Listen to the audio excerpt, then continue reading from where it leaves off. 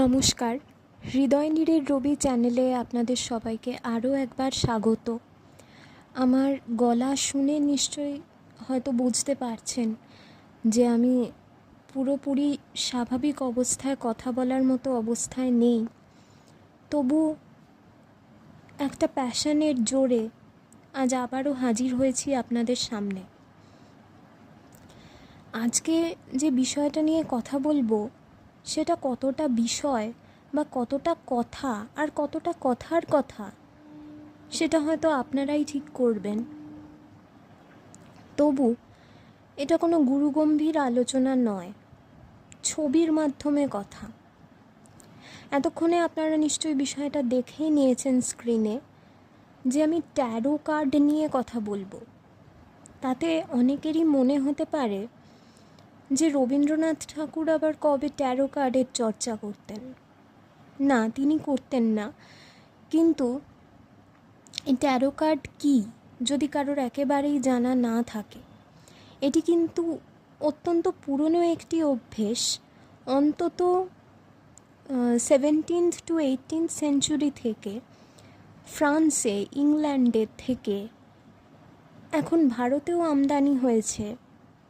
সমগ্র বিশ্বে আমাদের জীবনের যাত্রাপথ নির্ণয় করার জন্য এই ছবির মাধ্যমে কথা, মেসেজেস লেখা থাকে সেখানে, তার মাধ্যমে আমাদের যাত্রাপথ নির্ণয় করা, দিকভ্রষ্ট নাবিককে একটা দিক উপহার দেওয়া, তাকে নিশ্চিত করা সে কোথায় নোঙর করবে, সেটার জন্যই এই ট্যারো। সিলভিয়া প্লাথ যেমন তাঁর কবিতায় বলেছিলেন, ড্যাডি পোয়েমে, মাই ট্যারক প্যাক, মাই ট্যারক প্যাক। ট্যারো ডেক, একটা ডেকে 24টা কার্ড থাকে, তার মধ্যে মেজর অ্যান্ড মাইনর আরকানা থাকে। এটা যদিও খুবই জনপ্রিয় অভ্যেস, এখন ভুরি ভুরি চ্যানেল আছে ইউটিউবে, অনেক জায়গায় অনেক ট্যারো রিডার আছেন যারা এই কাজটি করে থাকেন। অ্যাস্ট্রোলজির সঙ্গে এটাকে গুলিয়ে ফেললে চলবে না, কেননা এটা কোনো রাশি ভিত্তিক, বৃষ, মকর, কুম্ভ এরকম কোনো রাশি ভিত্তিক আলোচনা করে না। এটা কোনো গ্রহদোষের কথাও বলে না। এর জন্য কোনো তাগা তাবিজও পরিধান করতে হয় না। অনেকের মতে মনে হতেই পারে এর ব্যাখ্যা কতটা বিজ্ঞানসম্মত সেটা নিয়ে হয়তো সংশয় আছে, কিন্তু এতে লাভ যদি তেমন নাও হয়, একজনের ব্যক্তিগত এক্সপেকটেশনস অনুযায়ী, লোকসানও কিন্তু খুব একটা হওয়ার নেই। যাই হোক, আমার হঠাৎ কেন এই অদ্ভুত খেয়াল চাপলো, কেননা রবীন্দ্রনাথ জ্যোতিষশাস্ত্র সম্পর্কে যথেষ্ট ওয়াকিবহাল ছিলেন। তিনি বিভিন্ন কার্ড গেমস, তাসের দেশ তার রচনাতেই আছে, তিনি রচনা করেছেন এমন সমস্ত কাজ যেখানে চির্তন, হরতন, ইস্কাপন, অতি সনাতন ছন্দে ইত্যাদি যে গানগুলো রয়েছে সেখানে, তার মাধ্যমে আমরা দেখতেই পাচ্ছি। আমরা কিছুটা কল্পনা করব আজকের পর্বে, একদম আড্ডার মতোই হবে, ছবিতে কথা। রবীন্দ্রনাথ ঠাকুরকে যদি আমরা ট্যারো ডেকে বসাই, ইতিমধ্যে আপনি ছবিটা দেখতে পাচ্ছেন, দ্য হারমিট। এক একটা ট্যারো কার্ডের এক একটা নাম আছে, the hermit, the magician, the emperor, the empress, the star, এরকমভাবে আছে। আমরা সবটা তো সংক্ষিপ্ত পরিসরে আলোচনা করা সম্ভবও নয়, আর সবটা সবার একইভাবে ভালো নাও লাগতে পারে। তো কিভাবে রবীন্দ্রনাথকে এর মধ্যে ইনভলভ করা যায় তাই নিয়ে আজকের একটা প্রথমে এই যে কার্ডটা আমরা দেখতে পাচ্ছি এখানে, এটি এআই দিয়ে নির্মিত। এআই কতটা ক্রিয়েটিভ জায়গায় যেতে পারে, যদিও এআই কোনোদিনও মানুষের প্রকৃত বুদ্ধিমত্তার বিকল্প হতে পারে না, এটা আমিও মনে করি, তবু এটা নিছকই বিনোদনের জন্য তৈরি।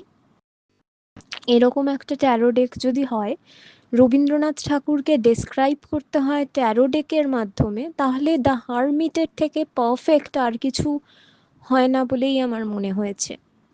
আপনারা ছবিতে দেখতে পাচ্ছেন এদিকে চাঁদ, এদিকে কতগুলো পাখি উড়ছে, পাহাড় অর্থাৎ দুর্গমগিরি, কান্তার মরু, দুস্তর পারাবার, এরকম একটা পরিস্থিতি। তাতে চাঁদও উঠেছে, তবুও চাঁদের আলোও যেন সাফিসিয়েন্ট নয়। কবির হাতে একটি লণ্ঠন আর এক হাতে বই, অর্থাৎ এক হাতে উইজডম আর এক হাতে লাইট। আর বিভিন্ন এস্থেটিক ব্যাকগ্রাউন্ড আছে। তিনি চলেছেন আলোর পথযাত্রী হয়ে অন্ধকারের মধ্যে দিয়ে। হারমিট বলতে বোঝায় সন্ন্যাসী, কিন্তু সেরকম সন্ন্যাসী নয় যিনি সমস্ত জগতের সঙ্গে সব সম্পর্ক ত্যাগ করে দিয়েছেন, এমনটা সবসময় বোঝায় না। যিনি তপস্যা করেন, যিনি সাধনা করেন, তাকে সন্ন্যাসীর থেকেও বেশি সাধক বা তপস্বী বললে যথাযথ হয়। রবীন্দ্রনাথ ঠাকুরের জীবনটাও কিন্তু সেরকমই। তিনি সবসময় সত্যের পথে চলেছেন, আত্মানুসন্ধান করেছেন। তার বই, তার কবিতা, গান, সেগুলো নিছকই বিনোদন নয়, বা নিছকই গভীর পড়াশোনা, গবেষণাকে একদিকে চ্যানেলাইজ করে দেওয়ার জন্য নয়, সেটা কিন্তু রিফ্লেক্ট করে তাঁরই গভীর বাসনা চরিতার্থ করা, তার পথে পদে পদে বাধা, এবং কিভাবে সেই বাধাকে তিনি অতিক্রম করেছেন সেটাই। এবার আমরা চলে আসব শুধু কয়েকটা ছবি নিয়ে ট্যারো ডেকের। প্রথমেই আছে দ্য ফুল, তার মানে হচ্ছে new beginnings, taking a leap of faith, new possibilities lie ahead, a new journey is about to begin. এই নিয়ে কয়েকটি কথা বলার আছে। ফুল মানে যে বোকা, এ কথা সবসময় কিন্তু ভাবলে চলবে না। রবীন্দ্রনাথের মূর্খ বলে একটি কবিতা আছে, সেখানে তিনি বলছেন যে নাই বা হলেম আমি তোমার অম্বিকে গোসাই। আপনারা সার্চ করে পড়ে দেখতে পারেন। সেখানে তিনি বলছেন যে মূর্খ হবারও একটা মজা রয়েছে। কিরকম মজা?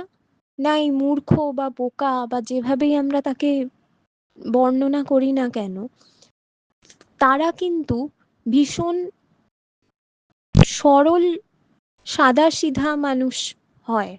তাদের মনে এত প্যাঁচ পয়জার থাকে না। তারা জগৎকে যেভাবে দেখে, যেভাবে পারসিভ করে, সেটা কিন্তু আমাদের মতো তথাকথিত হিসেব নিকেশ সম্পন্ন মানুষরাও করে উঠতে পারে না। তাই দ্য ফুল যদি রাবীন্দ্রিক ভাষায় ডেসক্রাইব করি, তাহলে সেটা হচ্ছে ঝড়কে আমি করব মিতে, ডরব না তার ভ্রুকুটিতে। অর্থাৎ সব বাধা বিঘ্ন পেরিয়ে গিয়ে এই যে আশা, আমরা সবসময় পেসিমিস্টিক থাকি, নৈরাশ্যবাদী থাকি, যে কিছু হবে না, কিছু হলো না। রবীন্দ্রনাথ নিজেও গান লিখেছিলেন কিছুই তো হলো না, কিন্তু সেটা একবারই। তারপরে কিন্তু তিনি আর এরকম হতাশাব্যঞ্জক কোনো গান লেখেননি। তার প্রত্যেকটা অন্ধকারের মধ্যেও রয়েছে ছিটে ফোঁটা হলেও আলো। ছবি আর মিনিংটা তো আপনারা দেখতেই পাচ্ছেন, আমি তাই আলাদা করে বলে বলে সময় নষ্ট করছি না। দ্য হাই প্রিস্টেস বললেই কেন জানি না আমার পূজারিনীর কথা মনে পড়ে। শুধু প্রিস্টেস বলে নয়, সে এই যে জিনিসগুলো লেখা আছে, ইনটুইশন, প্রজ্ঞা, gaining insight and power, secrets coming to light, সে যেভাবে সত্য প্রতিষ্ঠা করে, স্পিরিচুয়াল ইনসাইট দেয়, অ্যান্ড মিস্ট্রি অ্যাহেড, সে যেভাবে নিজের জীবন দিয়ে প্রমাণ করে, গৌতম বুদ্ধের সামনে শহীদ হয়ে প্রমাণ করে যে সত্যিকার সাধনা একজন ভক্তের মনের মধ্যেই থাকে এবং সেই মানুষটিকে তার দেহকে বিনষ্ট করে দিলেও আত্মার কোনো বিনাশ হয় না, সেই ভক্তির সেই সাধনার কোনো বিনাশ হয় না। রবীন্দ্রনাথের সৃষ্ট নারী চরিত্ররা কিন্তু এই হাই প্রেস্টেস বা এমপ্রেস, সব থেকে পবিত্র, সব থেকে উচ্চ স্থানে বসে আছেন। তাদেরকে জীবনে হারিয়ে দেওয়া, পরাজিত করা এত সোজা কথা নয়। এরপর আসছে দ্য চ্যারিয়ট। উড়িয়ে ধ্বজা অভ্রভেদী রথে, ওই যে তিনি, ওই যে বাহির পথে। এটা শুধু রথযাত্রা নয়, শুধু রথে চড়ে ভ্রমণের কথা নয়, যেভাবে আমাদের জীবনের রথ পরিচালিত হয়। তিনি বলছেন যে যে রথের রজ্জু স্বয়ং শ্রী ভগবানের হাতে, নারায়ণকে সাথী করলে অক্ষৌহিনী সেনাকে আর ভয় করতে হবে না। কত বড় খাঁটি কথা! আমাদের জীবনে যদি আমরা ঈশ্বর বা পরম ব্রহ্ম বা আমাদের কাছের মানুষ যে রূপেই তাকে দেখি, তাকে যদি আমরা আমাদের জীবনের সাথী করে ফেলি একবার, তার শরণাপন্ন হয়ে, তাহলে কিন্তু আমাদের বিরোধী পক্ষ যতই শক্তিশালী হোক, আমাদের ভয় লাগবে না। কি সুন্দর একটি ভাবনা, তাই না? এরপর আছে strength card. Give me the strength to forbear thy strength. Triumph over a difficult or long-standing situation. Self-sufficiency, overcoming temptation or stagnation. Internal mastery. শব্দগুলোই ব্যাখ্যা করছে যে আমাদের সেলফ সাফিসিয়েন্ট হওয়া, আত্মনির্ভরশীল হওয়া কতটা প্রয়োজন। এবং রবীন্দ্রনাথের থেকে বড় পথপ্রদর্শক তো বোধহয় এখানে আর কেউ হতে পারেন না। দুইটি হৃদয়ে একটি আসন পাতিয়া বসো হে হৃদয়নাথ, কল্যাণ করে মঙ্গল ডোরে বাঁধিয়া রাখো হে দোহার হাত। অথবা তোমার আমার দোহের মিলন, নিতান্তই এ সোজাসুজি। শুনেছিনু প্রেমের পথে অনেক বাঁকা গলি ঘুঁজি। কিভাবে তিনি বলে দেন যে প্রেম হোক বা সম্পর্ক, তা যুগল দম্পতির মধ্যে হোক বা বিশ্বপ্রেম হোক, সেই সম্পর্ক, সেই বন্ধন অতীব সহজ।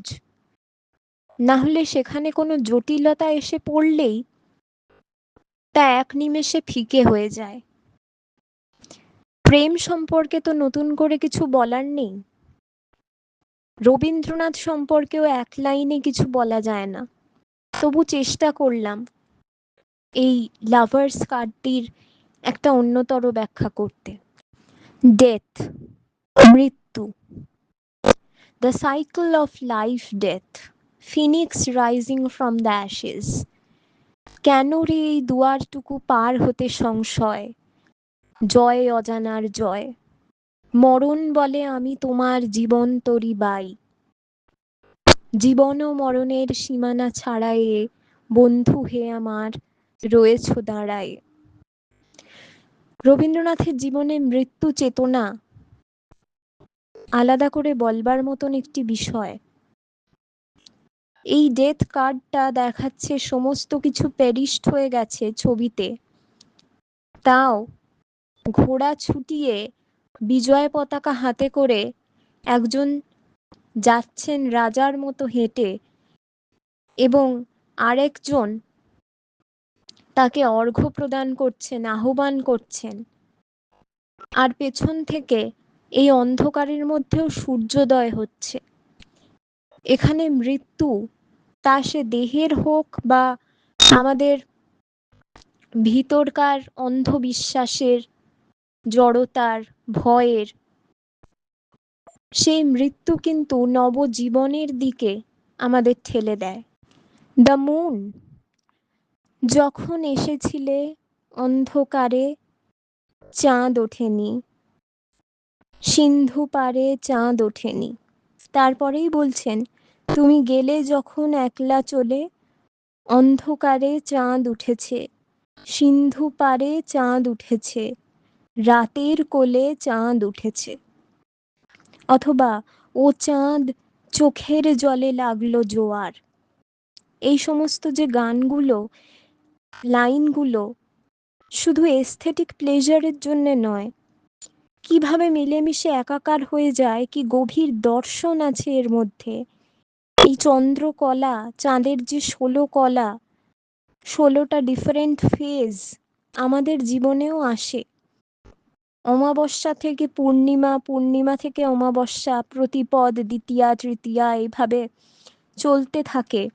আমাদের ভিতরকার আলো যখন কমে আসে, তখন আমরা যদি ইন্ট্রোস্পেক্ট করি, তাহলে দেখতে পাই কিভাবে চাঁদের মতো আজ জ্যোৎস্না রাতে সবাই গেছে বনে, অথবা অন্য কোনো গানের লাইন, এর হাত ধরে এই চাঁদের দিকে তাকিয়ে কিভাবে আমরা ছুটে চলতে পারি ক্ষুরোর কলের মতো একটা আশার আলোর দিকে তাকিয়ে, জীবন যতই ক্লান্ত শ্রান্ত হোক না কেন। Last but not the least, the world. Completion, end of a cycle, resting before starting a new chapter, travel, endless possibilities. বিশ্ব সাথে যোগে যেথায় বিহারো, সেইখানে যোগ তোমার সাথে আমারও। নয় কো বনে নয় বিজনে, নয় সে আমার আপন মনে, সবার যেথায় আপন তুমি, সেথায় আপন আমারও। এরপরে আর নতুন করে কিছু বলার থাকে না। আমি জানি না অন্যান্য দিনের গুরুগম্ভীর আলোচনার পর্বের থেকে আজকের পর্ব কতটা আলাদা ছিল, বা আপনারা কতটা উপভোগ করেছেন। যদি উপভোগ করে থাকেন, যদি অন্যতর কোনো বিষয় নিয়ে কোনো পরামর্শ থাকে বা মন্তব্য থাকে, আমি তা সাদরে গ্রহণ করব। শুধু কমেন্ট সেকশনটা যেন খালি না রয়ে যায়, এটুকুই অনুরোধ। ধন্যবাদ, সবাই ভালো থাকবেন।